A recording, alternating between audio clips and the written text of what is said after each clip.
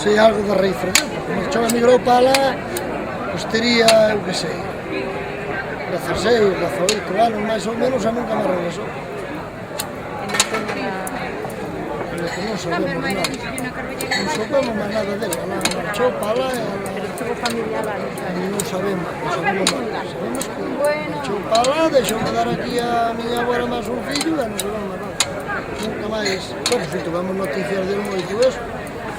Hai 4 anos apareceu o voto por correo, pero bueno, sí, apareceu o voto por correo, non sabemos cuadro, pero que bueno, que xa hai por aí uns 20 anos que morreu, que eso ben.